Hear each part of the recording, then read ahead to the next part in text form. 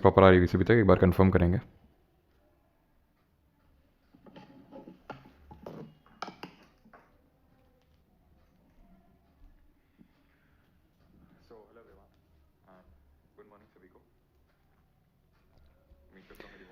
Voice आ रही है?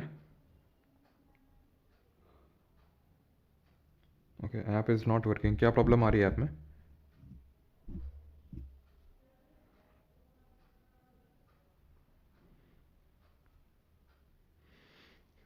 App क्यों नहीं चल रहा है? ऐप में प्रॉब्लम आ रही है क्या? एक सेकंड। हम्म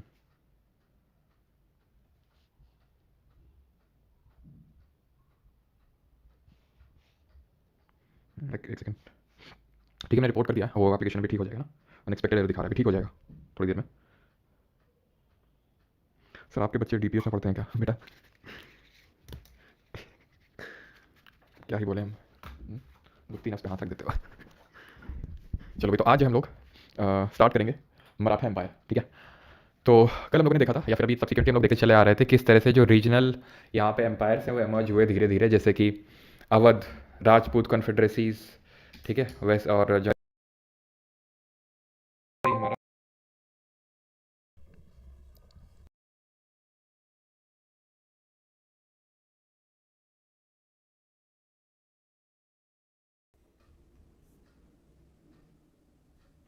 अभी वॉइस आ रही है, एक बार कंफर्म करें। ओके,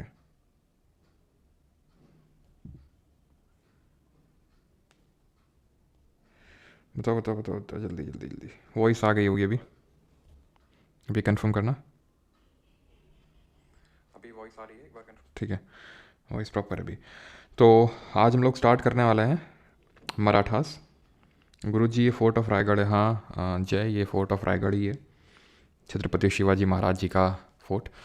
तो हमने जिस तरह से देखा था कि किस तरह से मुगल्स के यहाँ पर डिक्लाइन के बाद रीजनल इंडिपेंडेंट किंगडम्स निकल के आए थे, जैसे राजपूत्स, बंगाल, ठीक है, अवध, यहाँ पर आपका निज़ाम ऑफ हैदराबाद। वैसे ही यहाँ पर इस वाले रीजन में आपके निकल के आए मराठास। ठीक है, और जो सबसे ग्रेटेस्ट मराठा रूलर हुए, उनका नाम तो आप जानते ही, बताने की ज़रूरत है नहीं, Chhatrapati Shivaji Maharaj, who led the foundation of the Maratha empire. Chhatrapati Shivaji Maharaj को ही क्रेडिट जाता है।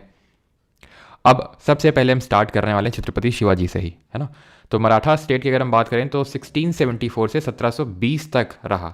देन 1720 ऑनवर्ड्स मराठा कॉन्फेडरेसीज हमें देखने को मिलती हैं। मराठा कॉन्फेडरेसीज का मतलब है, जैसे आपने सुना होगा, होलकर ऑफ इंदौर, है ना, भोसले ऑफ नागपुर, सिंधिया ऑफ ग्वालियर। तो ये जो है हमारे कॉन्फेडरेसीज हैं जिनको हम आगे देखेंगे, लेकिन सबसे पहले तो ये अपने आप में इंटीग्रेटेड था। जैसे अभी हमने देखा कि भाई किस तरह से मुगल एम्पायर जब डिटेरेट हुआ तो रीजनल किंगडम्स निकल के आए, वैसे ही जब मराठा से ही ये निकल के आएंगी मराठा कन्फेडरेसीज, जो मैं आपको नागपुर और ये ग्वालियर, इंदौर, ये सब जो बता रहा हूँ, तो ये बाद में मराठा एम्पायर से ही निकलेंगी। सबसे पहले हम पढ़ेंगे छत्रपति शिवाजी महाराज के बारे में, लेकिन ये पहले छत्रपति शिवाजी महाराज नहीं, पहले शिवाजी थे सिर्फ। कैसे छत्रपति बने उसकी कहानी हम देखेंगे। तो इनका जन्म शिवनेरी के किले में हुआ था 1630 में, 1630 में। इनके फादर का नाम था शाहजी भोसले और मदर का नाम था जीजाबाई। इनके जो रिलीजियस टीचर थे, यानी इनके जो रिलीजियस गुरु थे, उनका नाम था समर्थ रामदास, इनके जो गुरु थे। ठीक है, अब ये अपने, मतलब हम ये बोल सकते हैं कि स्टार्टिंग से ही बहुत ही ज़्यादा एग्रेसिव, बहुत ही ज़्यादा इनमें जो मिलिट्री कैपेबिलिटीज़ हैं वो दिखाई देना स्टार्ट हुई। और ये धीरे धीरे ही रोज टू पावर, और धीरे धीरे जब when he rose to power और जब मराठा कन्फेडरेसी जो पूरा है इसको ये इंटीग्रेट करने लगे, तो इस टाइम पे आपको पता है मुगल शासक कौन हुआ करता था। Who was the Mughal ruler during this time? Aurangzeb, right. तो औरंगजेब का जो चाचा है जिसका नाम था शाइस्ता खान, उसको औरंगजेब ने डेक्कन में अपॉइंट करके, दक्कन में अपॉइंट करके रखा था। क्यों अपॉइंट करके रखा था? क्योंकि अभी अगर हम देखें तो अभी 1686 और 1687 वाली बात नहीं कर रहे हैं हम, क्योंकि अगर आपको याद हो, दक्कन में जो हमारे बहमानी सल्तनत डिसइंटीग्रेशन के बाद जो यहाँ पर रीजनल किंगडम समर्ज होके आए, बेरार, बिदर, अहमदनगर, बीजापुर और गोलकोंडा, ठीक है, तो उसमें जो बीजापुर और गोलकोंडा है सबसे लास्ट में एनेक्स हुए थे, बीजापुर और गोलकोंडा। बीजापुर हुआ था आपका 1686 में और गोलकोंडा हुआ था 1687 में। तो अभी भी पूरी तरह से दक्खन औरंगजेब के हाथ में नहीं था, तो उसने अपने चाचा शाइस्ता खान को वहाँ पर अपॉइंट करके रखा था। और शिवाजी जो ज़्यादा पावर में एकदम से राइज हो रहे हैं, इनको भी उसने क्या बोला कि इनको भी थोड़ा सा कंट्रोल में रखो।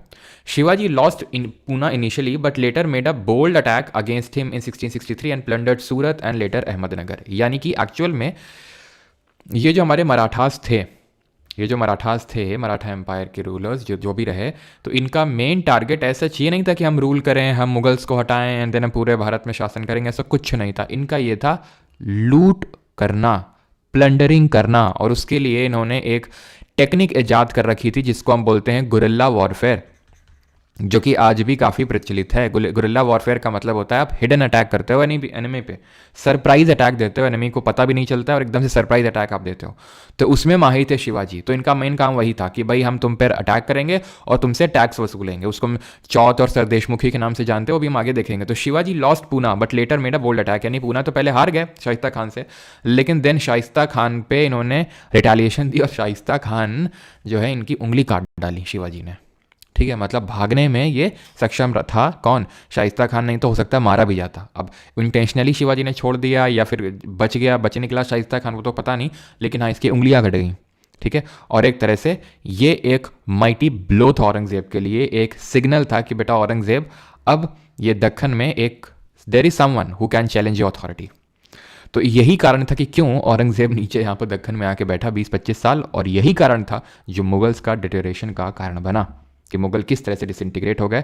दक्कन तो मराठा पे कभी कब्जा तो नहीं कर पाया औरंगजेब, और हम ये बोल सकते हैं कि Marathas were the only kingdom जिन्होंने हराया, ये इंडियन किंगडम जिन्होंने हराया मुगल्स को ओनली। और इनको हम big contender of the Delhi का थ्रोन ये भी कंसिडर करते हैं। क्यों कंसिडर करते हैं? क्योंकि एक टाइम पे अभी हम आगे देखेंगे आगे चल के कि किस तरह से मराठाज ने दिल्ली पर कब्जा कर लिया था, मुगल्स को हरा दिया था, लेकिन फिर कब्जा क्यों नहीं किया वो भी हम देखेंगे अभी। लेकिन अफजल खान भागता भागता औरंगजेब के पास पहुंचा और वही बोला कि भाई बड़े खतरनाक लोग हैं। तब वहां से औरंगजेब को रियलाइज हुआ। और सिर्फ यही नहीं, एक और इंसिडेंस हुआ था and that was battle of Pratapgarh. ये तो आप देखो 1663-64 के टाइम पे हो रहा है, लेकिन बैटल ऑफ प्रतापगढ़ तो पहले ही हो चुका था 1659 में। और यही कारण था कि क्यों शाइस्ता खान को भेजा गया था, क्योंकि यहां पे जो बीजापुर था, अब बीजापुर में कौन रूल कर रहा था, कौन सी डायनेस्टी थी? अगर कमेंट में आप बताएंगे तो बीजापुर में आदिल शाही डायनेस्टी थी, यूसुफ आदिल शाह रूल कर रहा था। तो आदिल शाह ने अफजल खान को भेजा कि बेटा अफजल खान जाओ अटैक करो जरा शिवाजी पे। बहुत ये जिस पे देखो रेड मार रहे हैं, जिससे देखो टैक्स वसूल कर रहे हैं। इनको था कि भाई हम तुम पे रेड मारेंगे, तुमको चौथ देनी पड़ेगी, हमको जितना भी सब है रेवेन्यू का 1/4 हमको देना पड़ेगा। चौथ का मतलब होता है 1/4, और नहीं दोगे तो फिर से रेड मारेंगे, देते रहो टाइम पे तो नहीं रेड मारेंगे। तो परेशान हो गए थे आसपास के रूलर्स, उसमें से ही आदिल शाह भी था बीजापुर का। परेशान हो गया, अफजल खान को भेजा कि अफजल खान बेटा जाओ देख के और इनको जरा कायदे में करो शिवाजी को। ठीक है, तो अफजल खान पहले हरा तो नहीं पाया, काफ़ी इन लोगों के बीच में बैटल हुए। ठीक है, अफजल खान वर्सेस शिवाजी की जो फोर्सेस है उसके मैं डेप्थ में नहीं जाना है, लेकिन अफजल खान ने जब ये चीज़ को रियलाइज़ कर लिया कि ये एकदम हमारे किंगडम तक घुस चुके हैं और अब भी ये बचने वाला नहीं है, तो इसने एक चाल चली। पहले तो इसने ये काम किया कि इसने अपनी जो 60 बीवियाँ हैं, 60 वाइव्स, इनको मार डाला। और इनकी कब्र भी आज बनी हुई है, अगर आप जाएंगे विजयपुरा जो विजयनगर किंगडम है वहाँ पर कर्नाटक में, तो इनकी कब्र भी बनी हुई है। ठीक है, तो पहले तो इसको सही नहीं माना जाता था, लेकिन एक जगह पे टोटल 60 कब्र भी मिली, तब इसको सही माना गया कि हाँ अफजल खान ने अपनी 60 बीवियों को मारा, सो दैट कि जब वो हार जाए तो वो इनके मराठास के हाथ में ना लग जाए। ठीक है, वैसे मराठास की सच कोई पॉलिसी नहीं थी। ठीक है, लेकिन फिर भी इसको जैसे ये करता था अफजल खान, तो इसको भी लगा कि भाई हमारे साथ ऐसा ना हो जाए, तो इसने 60 बीवियों को मार के आया। और इसने क्या किया, इसने ट्रेचरसली शिवाजी को स्टैब करना। इसने पहले तो शिवाजी को ये अश्योरेंस देके बुलाया कि भाई हम लोग मतलब एक ट्रीटी साइन करेंगे, सारी चीज़ें फ्रेंडली तरीके से करेंगे। और इसने बुलाया, ठीक है, कमरे में, और कमरे में बुला के इसने क्या सोचा कि गले लगा के और पीछे से स्टैब कर देंगे, यानी कि शिवाजी को पीछे से स्टैब करके मारने का प्लान था अफजल खान का। लेकिन हुआ क्या, हुआ ये, शिवाजी को पता था इसकी हरकत, शिवाजी को पता था कि ये कितना गद्दार आदमी है, तो इसलिए उन्होंने पहले ही बॉडी आर्मर लगा के रखा था अंदर, जो कि इसको तो दिख नहीं रहा था क्योंकि वो अंदर लगा हुआ था कपड़ों के। तो जब इसने स्टैब किया चाकू को तो वो इनके लगा नहीं, शिवाजी समझ गए। उन्होंने निकाला अपना नाग, इसको बोलते हैं नाग, ठीक है, नाक, ठीक है, शिवाजी का नाक बोलते हैं इसको। तो ये जो नाक है ये अभी करंटली आपको देखने को मिलेगा ब्रिटेन के म्यूजियम में, जो अभी बात भी चल रही थी कि इसको वापस लाया जाएगा, लेकिन अभी तक ये शायद वापस आया नहीं, क्योंकि पिछले साल ये बात चल रही थी, लेकिन जितना मुझे याद है ये अभी वापस आया नहीं है। ठीक है, तो फिर फाइनली हुआ क्या, जो आप यहाँ पे अपनी स्क्रीन पे देख सकते हैं कि जो वाघ नाग है, ठीक है, इससे शिवाजी ने यहाँ पर इसको मार दिया, ठीक है। इट इज़ वाघ नाग। आप देख सकते हैं कि ये जो आपका पंजे होते हैं, ठीक है, जो चीते के, उसकी तरह ये थोड़ा सा लगता है। और शिवाजी ने अफजल खान का जब यहाँ पर अंत कर दिया, जो कि एक काइंड ऑफ गवर्नर था जो आदिल शाह ने भेजा था, तो उसके बाद ये औरंगज़ेब को भी बात समझ में आ गई थी, इसीलिए शाइस्ता खान को यहाँ पर भेजा गया था दक्कन में, ठीक है।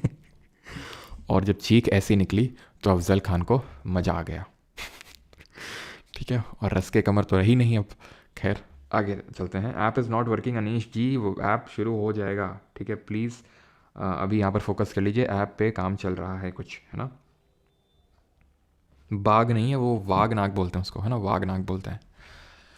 क्लियर यहाँ तक कि किस तरह से अभी सारी चीज़ें हुई। अभी एक और ट्रेचरी बाकी थी शिवाजी के खिलाफ, है ना। Website is not working, app is not working. भाई स्टार्ट हो जाएगा, प्लीज़ रुक जाइए अभी। आवाज़ ठाकुर जी,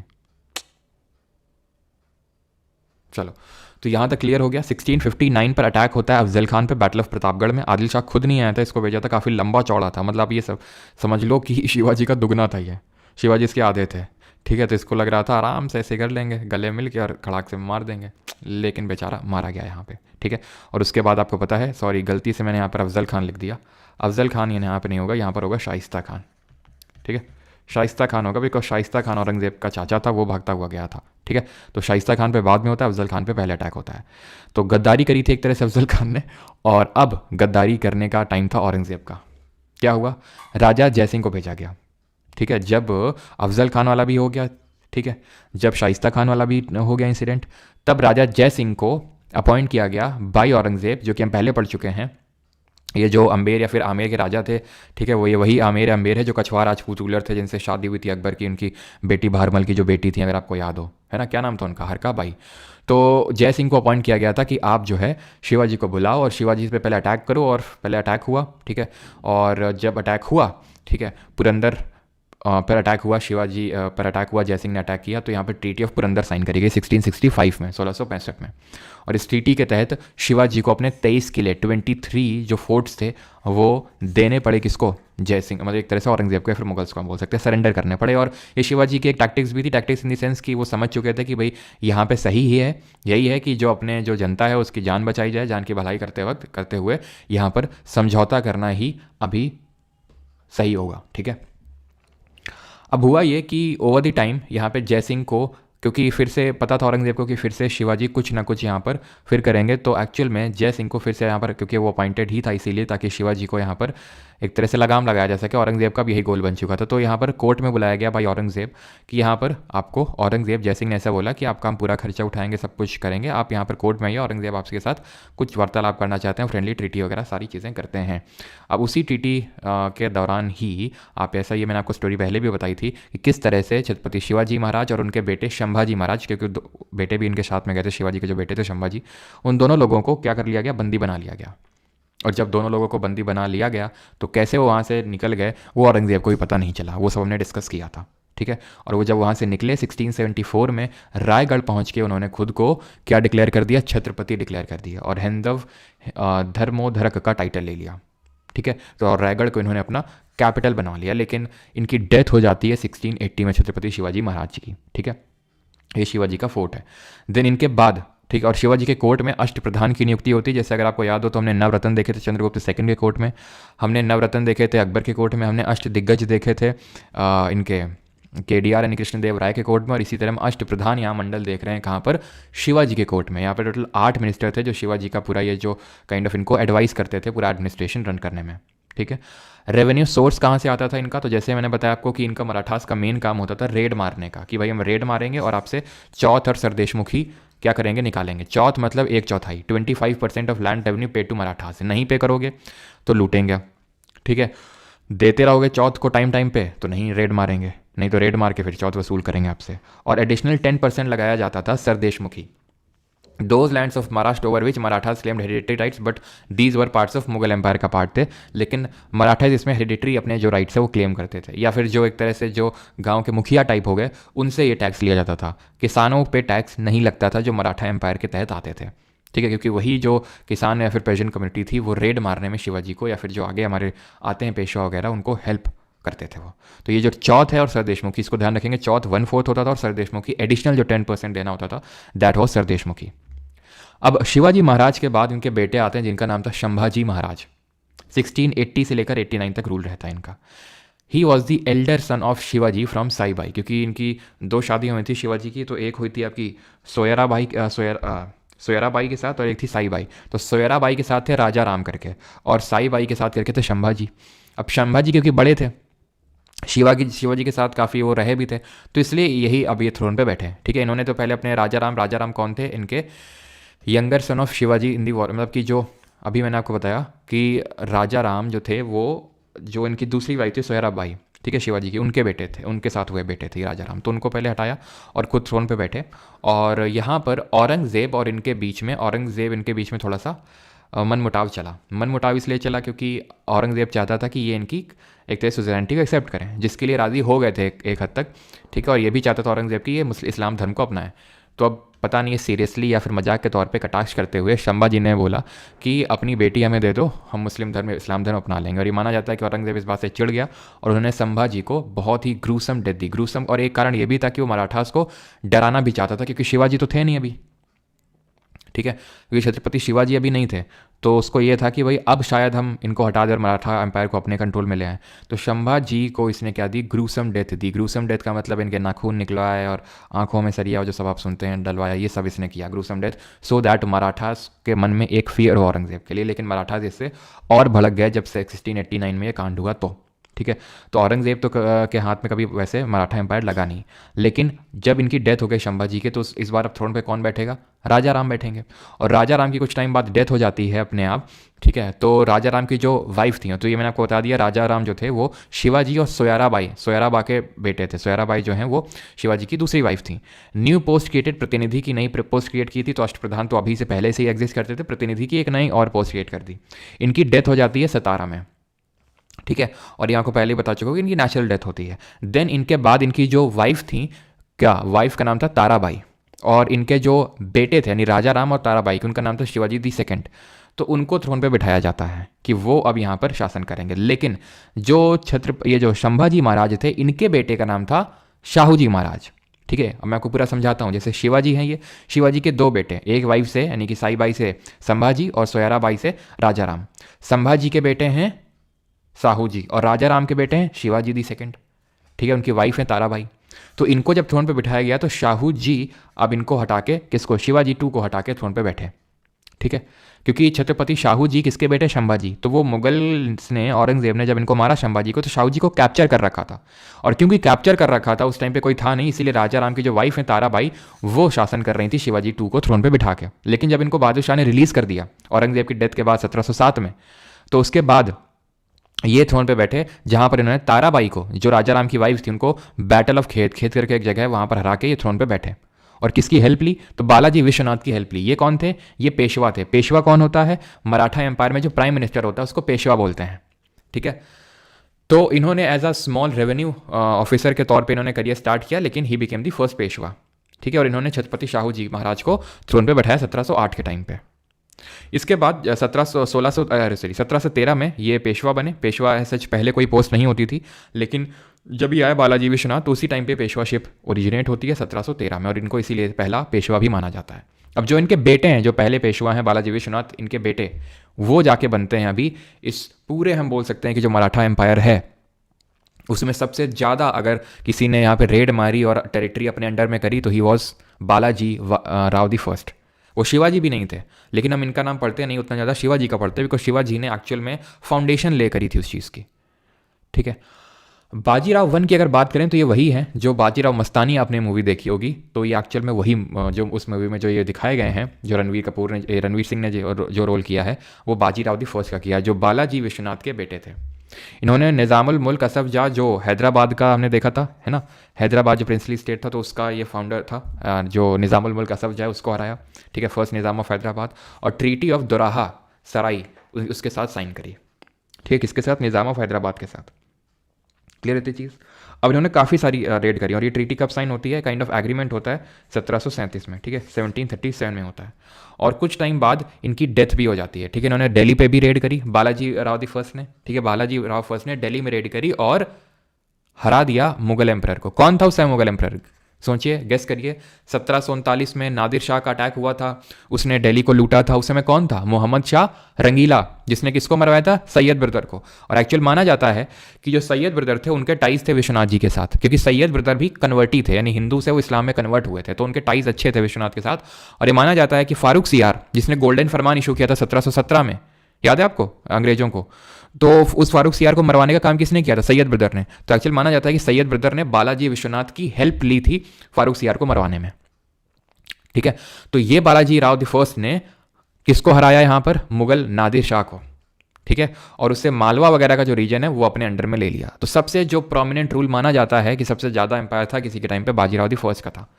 ठीक है, अब इन्हीं के टाइम पे, अब ये आप में से कुछ लोग से पूछ रहे हैं मस्तानी के बारे में, तो मस्तानी जो थी यहाँ पर, जो बुंदेलखंड रीजन है, ठीक है, तो यहाँ पर बुंदेला एक डायनेस्टी थी, बुंदेला डायनेस्टी, जिसमें कि छत्रसाल रूल कर रहे थे। ठीक है, यहाँ पर बुंदेला किंगडम में छत्रसाल का रूल था। ठीक है, छत्रसाल एक डायनेस्टी आप समझ सकते हैं। तो उन्हीं छत्रसाल रूलर की बेटी थी ये, कौन? मस्तानी। इनकी वाइफ, इनकी मदर जो थी माजीराव, इनकी मस्तानी की, वो मुस्लिम थी। ठीक है, और जो इनके फादर थे वो ऑब्वियस सी बात है इस बुंदेला किंगडम के राजा थे, हिंदू थे। तो उन्हीं के साथ शादी करी थी, इनकी दूसरी शादी थी इनकी बाजीराव दी फर्स्ट की। अब जो इनके बेटे थे वो थे बालाजी बाजीराव, लेकिन एक्चुअल में बाजीराव दी फर्स्ट थे, he led the seeds of Maratha disintegration. मतलब मराठास को इंटीग्रेट करने का काम किया था छत्रपति शिवाजी महाराज ने, लेकिन इन्होंने उस चीज़ के बीज डाल दिए थे जिसने कि डिसइंटीग्रेशन शुरू कर दिया था मराठा एम्पायर का, जाने अनजाने में, अनजाने में ही। कैसे? इन्होंने, जैसे अभी हम देखेंगे चलो डिसइंटीग्रेशन के बारे में, तो मराठा कन्फेडरेसी इस तरह से निकल के आती हैं, जहाँ पर ये नागपुर वाले रीजन में भोसले बैठ गए। ठीक है, और यहाँ पेशवा जो था वो पूना में ही बैठा हुआ है। जब पेशवा शिप गई शिवाजी के डेथ के बाद, हमें पता है कि पेशवा बने बालाजी विश्वनाथ, तो शिवाजी के टाइम पे तो रायगढ़ कैपिटल हुआ करती थी, लेकिन जब पेशवा शिप गई तो पेशवा ने अपनी जो कैपिटल है वो पूना बना ली, क्योंकि इसके बाद जब हम देखते हैं छत्रपति शाहू जी की भी जब डेथ हो जाती है तो उनके बाद ऐसा सच उनका कोई बेटा होता नहीं है, तो फिर जो पेशवा होता है वही मेन रूलर भी, वही मेन किंग बन जाता है। जैसे छत्रपति शिवाजी थे, उनके बेटे शंभाजी आए।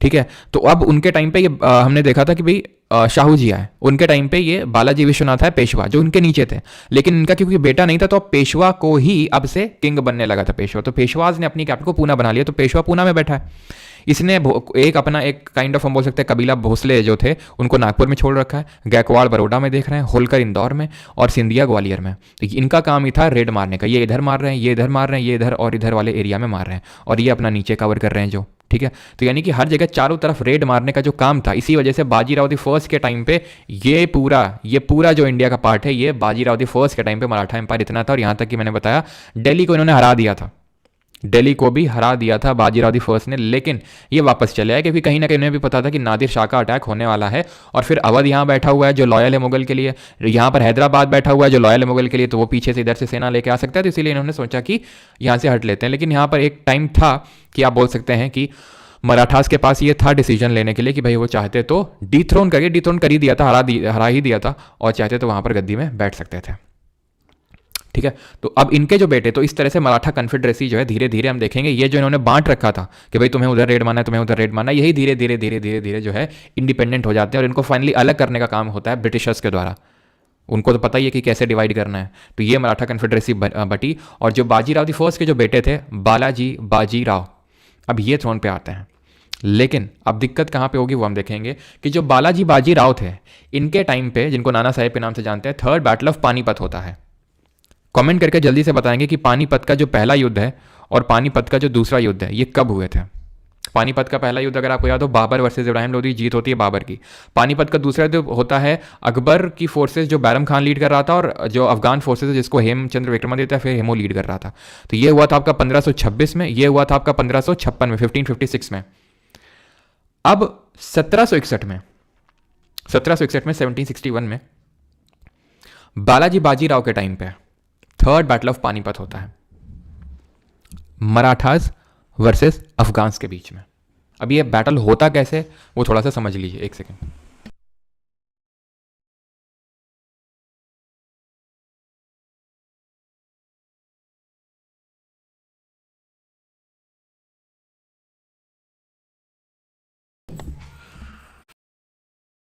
आ गया, फिर आपका स्पेन आ गया। ठीक है,